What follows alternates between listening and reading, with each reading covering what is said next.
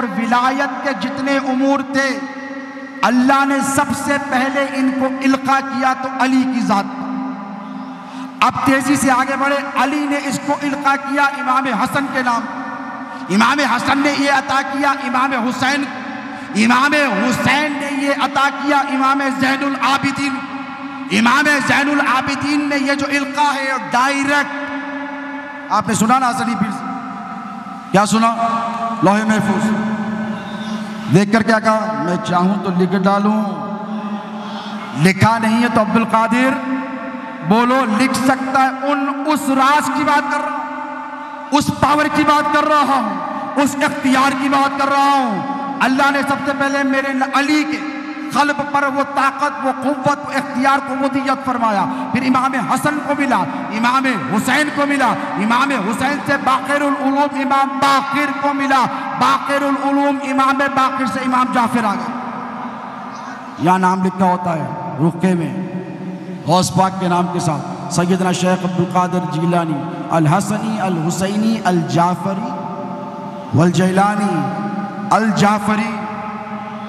लोगों ने कहा ये जाफ़री क्यों? ये तो हसनी है, जाफ़री बीच में कैसे?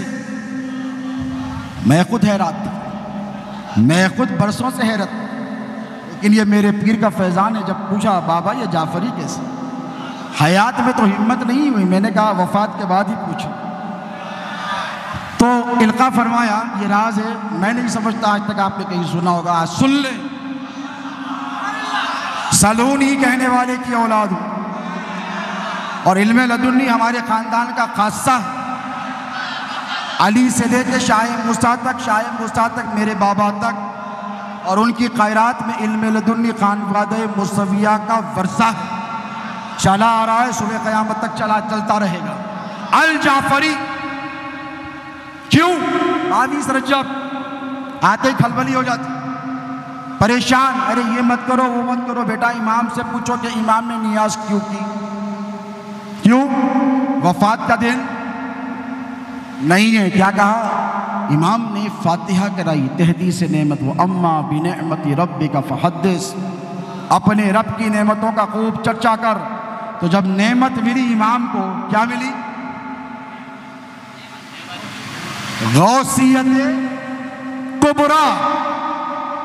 गौस तमाम औलिया में सबसे बड़े स्टेशन का नाम है।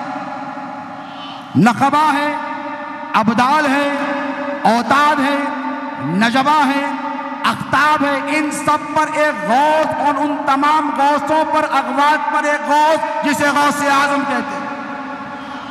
तो नबी की आल में गौसियत कुबरा, कौन सी गौसियत? सबसे बड़ी गौसियत किसे मिली? गौस आजम। उससे पहले इमाम जाफर सादिक को, जब इमाम जाफर सादिक को मिली तो इमाम ने नियाज का एहतमाम किया, कहा मेरे नाना की उम्मत को खिलाऊंगा पिलाऊंगा, और सबको खिलाया पिलाया।